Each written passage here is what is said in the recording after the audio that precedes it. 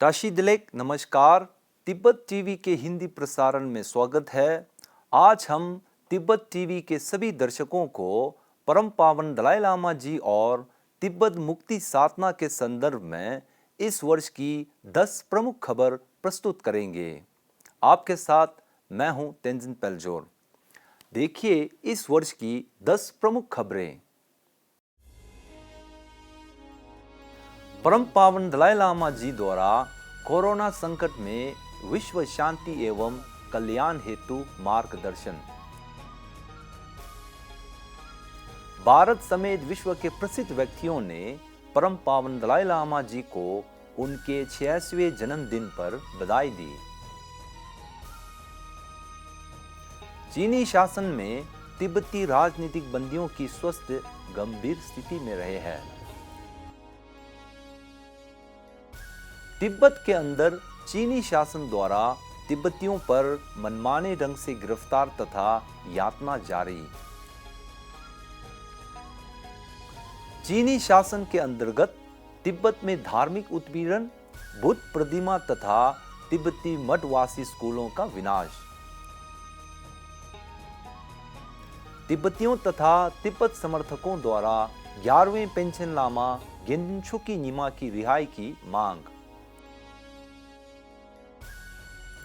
पेम्पा त्सरिंग ने केंद्रीय तिब्बती प्रशासन के नवनिर्वाचित सिखों का शपथ ली। अंतर्राष्ट्रीय समुदाय ने तिब्बत में बिगड़ती मानव अधिकार स्थिति पर चिंता व्यक्त की। चीनी कम्युनिस्ट पार्टी की शताब्दी वर्ष को जश्न मनाने जैसा कुछ भी नहीं है। अमेरिका सरकार ने अवर सचिव आजरा जेया को तिब्बती मुद्दे के लिए विशेष समन्वयक नियुक्त की। अब सुनिए समाचार विस्तार से।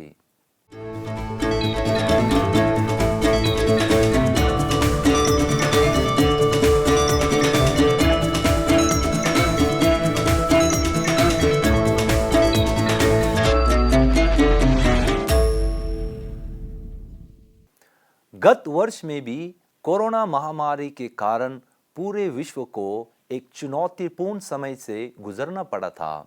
इस दौरान परम पावन दलाई लामा जी ने विश्व शांति तथा मानवता के कल्याण हेतु प्रवचन, व्याख्यान, सम्मेलन तथा संवाद को संबोधित किया था। इसमें विशेषकर परम पावन दलाई लामा जी ने करुणा, दया, अहिंसा, कल्याण, नेतृत्व, संघर्ष एवं जलवायु परिवर्तन जैसे अनेक विषयों पर ऑनलाइन के माध्यम से विश्व के धार्मिक गुरुओं, विद्वानों, नेताओं, वैज्ञानिकों, छात्रों तथा पर्यावरण कार्यकर्ताओं के साथ चर्चा की। इसी प्रकार उन्होंने प्राकृतिक आपदाओं से प्रभावित देशों के नेताओं तथा सरकारों को पत्र लिखकर उनके प्रति चिंता प्रकट करते हुए योगदान दिया है। साथ ही परम पावन जी ने आर्क बिशप डेसमंड टुटू, भिक्षु थिक नाक हन, सेनेटर बॉब डोल आदि प्रसिद्ध व्यक्तियों की निधन पर संवेदना प्रकट की है। परम पावन 14वें दलाई लामा जी के 86वें जन्मदिन पर विश्व के प्रसिद्ध नेताओं तथा हस्तियों ने उन्हें जन्मदिन की बधाई दी। इस शुभ अवसर पर केंद्रीय तिब्बती प्रशासन ने अपने मुख्यालय में एक सांस्कृतिक कार्यक्रम के साथ आधिकारिक समारोह का आयोजन किया था।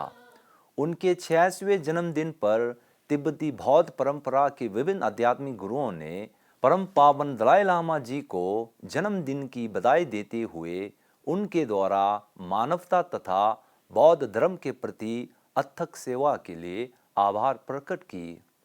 साथ ही भारत समेत विश्व के महान आध्यात्मिक, राजनीतिक, सामाजिक एवं बौद्धिक जगत के हस्तियों जैसे भारत के प्रधानमंत्री श्री नरेंद्र मोदी, अमेरिका प्रतिनिधि सभा के अध्यक्ष नैन्सी पेलोसी, राज्य विभाग के सचिव एंटनी ब्लिंकन, ताइवान के राष्ट्रपति छाई इंग वेन, दक्षिण अफ्रीका के प्रिंस मंगोसुथु बुथिलेजी आदि कई गणमान्य व्यक्तियों ने परम पावन दलाई लामा जी को जन्मदिन की बधाई दी तथा उनकी दीर्घ आयु और स्वस्थ जीवन की कामना की। इसके अतिरिक्त भारत तथा विश्व भर में रह रहे तिब्बती समुदाय ने परम पावन दलाई लामा जी के जन्मदिन को पौधारोपण, संगीत प्रस्तुति, दीर्घ आयु प्रार्थना, पक्षियों को आज़ाद करना इत्यादि कार्यक्रमों के साथ मनाया गया था। 7 जुलाई को परम पावन दलाई लामा जी ने अपने एक संदेश में उन सभी शुभ चिंतकों को जन्मदिन की बधाई देने के लिए धन्यवाद दी। इस अवसर पर उन्होंने ये आश्वस्त दिया कि वह 110 वर्ष तक जीवित रहेंगे। I must live long as much as life possible. गत वर्ष चीनी जेल में कई तिब्बतियों का यातना, मारपीट और जुल्म सहने के कारण मृत्यु तथा कुछ लोगों की स्वास्थ्य गंभीर हालत में रही है। सूत्रों के अनुसार इनमें तिब्बत के आमतो प्रांत से प्रसिद्ध विद्वान गो शेरप ग्यात्सो को 10 साल की सजा सुनाई गई थी। उन्हें जेल में यातना, पिटाई तथा लगातार दुर्व्यवहार झेलने के कारण वर्तमान में उनके स्वास्थ्य गंभीर स्थिति में है। ऐसा ही एक खबर यह है कि तिब्बती व्यापारी दोरजी टाशी, जिन्हें ल्हासा के ट्रबजी जेल में आजीवन कारावास का सजा सुनाई गई है, उनका भी स्वास्थ्य बहुत बुरे हालत में है। 30 साल की तिब्बती गंगपू रीके नीमा को चीनी जेल में 9 साल यातना तथा दुर्व्यवहार झेलने के कारण गंभीर स्वस्थ स्थिति में है। एक अन्य खबर में 36 वर्ष के तिब्बती युवा नोरसांग का चीनी पुलिस हिरासत में मारपीट और यातना झेलने के कारण निधन हुआ था। ऑनलाइन संचार पर प्रतिबंध के कारण नोरसांग की मृत्यु की खबर बाहर की दुनिया के लिए पिछले साल तक अनजान रहे हैं। पिछले साल चीनी अधिकारियों ने अनगिनत तिब्बतियों को मनमाने ढंग तथा बेबुनियाद आरोप में गिरफ्तार कर सजा सुनाई गई थी। इन तिब्बतियों को किस कारण गिरफ्तार किया गया है, इसका कोई प्रमाण नहीं दिया है।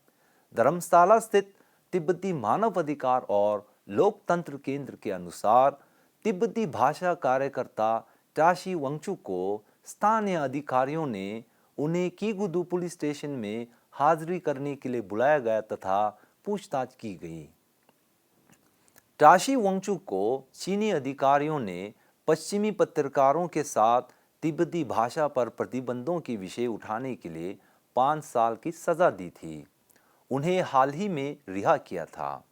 एक अन्य खबर के अनुसार चीनी अधिकारियों ने तिब्बत के आमदो प्रांत से तिब्बती खानाबदोश टाशी यल को 1 साल की सजा दी थी। उन्हें वीचैट में परम पावन दलाई लामा, तिब्बत और केंद्रीय तिब्बती प्रशासन से संबंधित सूचना साझा करने की तथाकथित आरोप में सजा दी है। अप्रैल महीने में चीनी अधिकारियों ने तिब्बत के ढीरू काउंटी से 4 तिब्बतियों को निर्वासन में तिब्बतियों के साथ संपर्क करने की आरोप में गिरफ्तार किया था। जुलाई महीने में चीनी अधिकारियों ने तिब्बत के नाबा काउंटी के ट्रोसिक मठ से 45 वर्षीय भिक्षु कोनमे को गिरफ्तार किया है। ह्यूमन राइट्स वॉच द्वारा जारी एक रिपोर्ट के अनुसार पिछले साल टेंड्रो मठ पर चीनी कार्रवाई के बाद 4 तिब्बती भिक्षुओं को कठोर सजा दी गई थी। इनमें छोगेल वांगबो को 20 साल, लोब्सांग जिम्बा को 19 साल, नुरबू थुंडुप को 17 साल तथा नावांग यीशी को 5 साल की सजा दी गई है।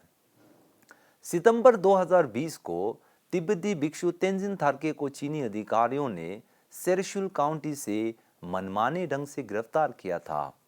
उनकी गिरफ्तारी के 1 साल से अधिक समय के बाद भी उनके बारे में तथा उनकी स्वास्थ्य के बारे में कुछ भी जानकारी नहीं मिली है। अगस्त 2021 में चीनी अधिकारियों ने कार्जे तिब्बती स्वायत्त प्रीफेक्चर के जा वांगपो से 59 तिब्बतियों को परम पावन दलाई लामा जी के फोटो रखने के लिए गिरफ्तार किया था। इसके 2 महीने बाद अधिकारियों ने जा वांगपो से 121 और तिब्बतियों को हिरासत में लिया था। चीनी अधिकारियों ने गिरफ्तार तिब्बतियों को चिकित्सा सुविधा से वंचित किया था, जिसके पश्चात तिब्बती महिला केलसांग डोल्मा की स्वास्थ्य हालत गंभीर बनी हुई है। 2019 में गिरफ्तार तिब्बती लेखक लोब्सांग लिंडुप को बिना सुनवाई के आज तक जेल में रखा गया है। सूत्रों से मिली जानकारी के अनुसार तिब्बत के नागछू से तिब्बती व्यक्ति थोंगे को जेल में यातना और मारपीट के कारण मौत जैसी हालत बनी हुई है। संयुक्त राष्ट्र, यूरोपीय संघ और मानवाधिकार डेस्क के अनुसार चीनी शासन के अंतर्गत तिब्बत में धार्मिक उत्पीड़न का मामला पिछले कई दशकों से अधिक बढ़ा है। इसके चलते वर्तमान तिब्बत की परिस्थिति सांस्कृतिक क्रांति जैसी तब्दील हो रही है।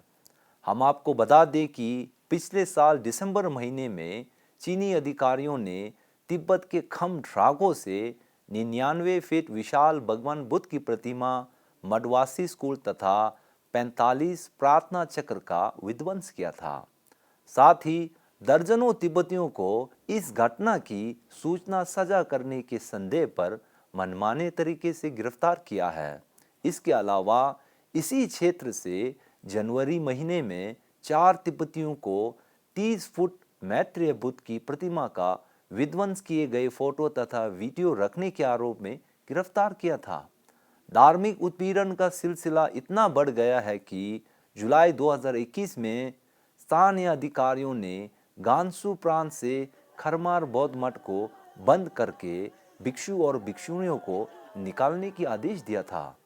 एक अन्य सूत्रों के अनुसार चीनी सरकार ने तिब्बत के आमतो क्षेत्र के सभी तिब्बती पार्टी सदस्यों और कार्यकर्ताओं को धार्मिक गतिविधियों से वंचित किया गया था। इन पार्टी सदस्यों को घर पर भी धार्मिक गतिविधियों से दूर रहने को मजबूर किया गया है। तिब्बत के नागछू क्षेत्र में निगरानी इतनी बड़ी है कि तिब्बती लोगों के ऑनलाइन गतिविधियों पर भी पाबंदी लगाई गई है। स्थानीय तिब्बतियों की सोशल मीडिया, चैट, फोन तथा अन्य संचार पर भी कठोर निगरानी किया जा रहा है।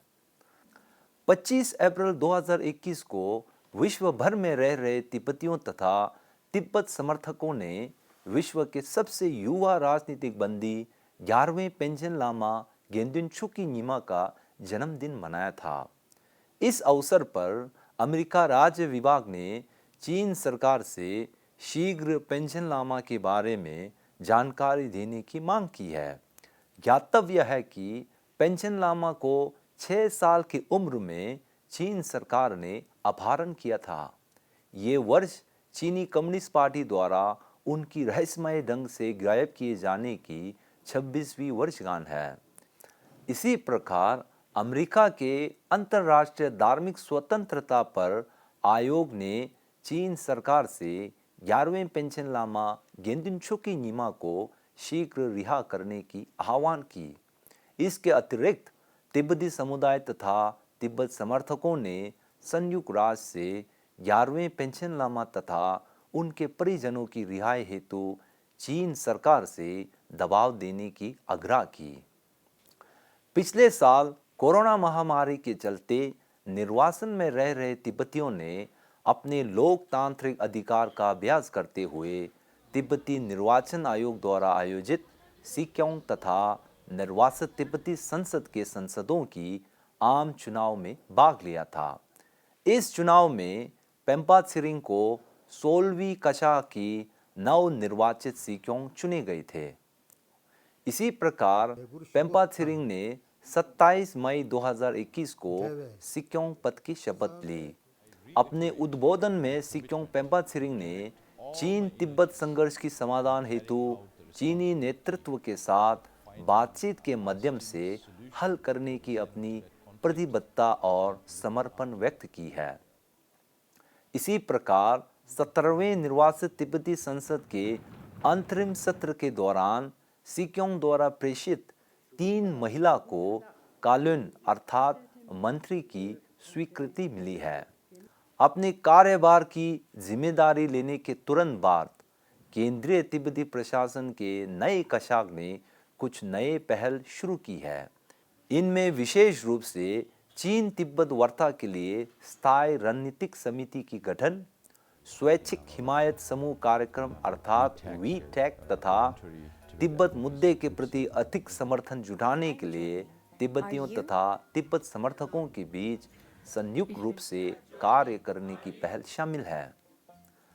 तिब्बत के अंदर की मानवाधिकार की स्थिति पिछले 60 वर्षों की तरह इस साल भी बद से बदतर होते जा रहे हैं। इस पर विश्व के सरकारें, मानवाधिकार संगठनों तथा विशेषज्ञों ने चिंता प्रकट करते हुए चीन सरकार द्वारा तिब्बतियों, उइगर तथा अन्य अल्पसंख्यक लोगों के बुनियादी अधिकारों का उल्लंघन करने की निंदा की है। इसमें विशेष रूप से संयुक्त राष्ट्र मानवाधिकार परिषद के 46वें सत्र के दौरान अमेरिका, कनाडा तथा यूरोपीय देशों ने तिब्बत में मानवाधिकार रक्षकों की मनमाने ढंग से हिरासत में लिए जाने का विषय उठाया है। साथ ही उन्होंने मानवाधिकार उच्च आयुक्त या स्वतंत्र पर्यवेक्षकों को तिब्बत में जांच के लिए प्रवेश की आह्वान किया है। एक अन्य अवसर पर यूरोपीय संघ यूएस शिखर सम्मेलन के दौरान चीन द्वारा तिब्बत में मानवाधिकार हनन का विषय उठाते हुए चिंता प्रकट की। इसी प्रकार अमेरिका के अंतर्राष्ट्रीय धार्मिक स्वतंत्रता पर आयोग द्वारा जारी एक रिपोर्ट में ये उल्लेख किया है कि चीन सरकार तिब्बती बौद्ध धर्म पर व्यापक रूप से नियंत्रण तथा दमन कर रहा है।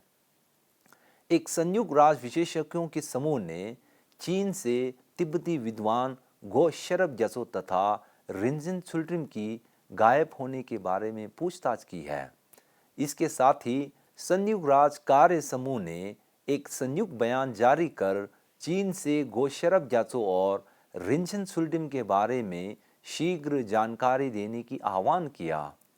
स्ट्रासबर्ग में यूरोपीय संसद ने तिब्बत में चल रहे बलपूर्वक श्रमिक कार्यक्रमों की रिपोर्ट पर गहरी चिंता व्यक्त की तथा तिब्बती क्षेत्रों में पत्रकारों तथा राजनयिकों को स्वतंत्र जाने की आग्रह की। इसके अलावा चीन द्वारा तिब्बत में मानवाधिकार उत्पीड़न पर America, Canada, Bharat, United Kingdom, चेक गणराज्य, Australia, Belgium, Denmark, Lithuania, Estonia ने बीजिंग ओलंपिक का राजनयिक बहिष्कार करने की घोषणा की। इसी प्रकार हाल ही में जापान के संसद में चीनी शासन द्वारा तिब्बत तथा अन्य अधिकृत क्षेत्रों पर घोर मानवाधिकार उल्लंघन का निंदा करते हुए तिब्बत पर प्रस्ताव पारित किया था। 1 जुलाई 2021 को चीनी कम्युनिस्ट पार्टी की स्थापना के शताब्दी वर्ष पर चीनी अधिकारियों ने तिब्बत के राजधानी ल्हासा में एक भव्य समारोह का आयोजन किया था। इस पर केंद्रीय तिब्बती प्रशासन के सिक्योंग पेम्पा त्सरिंग ने कहा कि सीसीपी की शताब्दी वर्ष को जश्न मनाने जैसे कुछ भी नहीं है, क्योंकि चीनी नेतृत्व तिब्बती लोगों की कल्याण तथा आकांक्षाओं को पूरा करने में विफल रहे हैं। उन्होंने कहा कि चीनी शासन ने तिब्बती पहचान को मिटाने के लिए तिब्बतियों पर हर प्रकार की दमनकारी नीति अपनाया है। चीन ने अपने पार्टी के शताब्दी वर्षगांठ मनाया है, परंतु तिब्बत में तिब्बतियों तथा मूल चीनी लोग सरकार से असंतुष्ट है। इसका प्रमाण तिब्बत से मिली एक वीडियो से स्पष्ट होता है कि चीनी शासन तिब्बती पहचान और संस्कृति को मिटाने के लिए अनेक प्रकार की हथकंडे अपना रहे हैं। वीडियो में हम ये देख सकते हैं कि तिब्बती लोगों की भावनाओं को आहत पहुंचाने के लिए राजधानी ल्हासा के पोताला महल में चीनी झंडा फहराया गया था। तिब्बती लोगों को पोताला के आसपास परिक्रमा करने से प्रतिबंधित किया गया है। गत वर्ष के दिसंबर महीने में अमेरिका सरकार के विदेश मंत्री एंथनी ब्लिंकन ने अवर सचिव आजरा ज़ेया को तिब्बती मुद्दे के लिए अमेरिका के विशेष समन्वयक नियुक्त की थी। आजरा ज़ेया अमेरिका राज्य विभाग के नागरिक सुरक्षा, लोकतंत्र और मानवाधिकार की अवर सचिव भी है। आपको याद है कि तिब्बती मुद्दे के लिए विशेष समन्वयक की नियुक्ति अमेरिका सरकार द्वारा कानून में पारित तिब्बत नीति अधिनियम 2002 और तिब्बत नीति और समर्थन अधिनियम 2020 के प्रावधान में अनिवार्य है। विशेष समन्वयक आजरा ज़ेया तिब्बती मुद्दों से संबंधित अमेरिका सरकार की नीतियों, कार्यक्रमों तथा परियोजनाओं का समन्वय करेंगे। विशेष रूप से वह चीनी लोक गणराज्य और परम पावन दलाई लामा जी, उनके प्रतिनिधि या निर्वाचित तिब्बती नेतृत्व के बीच पर्याप्त वार्ता को बढ़ावा देने का कार्य सौंपा गया है। इस नियुक्ति पर परम पावन दलाई लामा जी ने अवध सचिव आजरा ज़ेया को एक पत्र लिखकर उन्हें तिब्बती मुद्दे के लिए विशेष समन्वयक नियुक्त करने के लिए बधाई दी है। अपने संदेश में परम पावन दलाई लामा जी ने लिखा कि उन्हें विश्वास है कि वह तिब्बती लोगों की स्थिति में सुधार लाने हेतु महत्वपूर्ण योगदान देंगे। इसी प्रकार सिक्योंग पेम्पा छिरिंग और निर्वासित तिब्बती संसद के अध्यक्ष खेम्पो सोनम टेम्पल ने विशेष समन्वयक आजरा ज़ेया को शुभकामनाएं देते हुए चीन तिब्बत संघर्ष की समाधान हेतु आने वाले समय में उनके साथ कार्य करने की इच्छा व्यक्त की है। इसी के साथ तिब्बत टीवी के सभी दर्शकों को पिछले वर्ष तिब्बती आंदोलन का समर्थन तथा प्रचार प्रसार करने के लिए आभार प्रकट करता हूँ। अंत में मैं और मेरे सहयोगी जिग्मे वांगचन की ओर से हमारे सभी दर्शकों को तिब्बती नव वर्ष अर्थात लोसार की ढेर सारी शुभकामनाएं। लोसार की इन्हीं शुभकामनाएं के साथ आज का विशेष प्रसारण यही समाप्त होती है। धन्यवाद।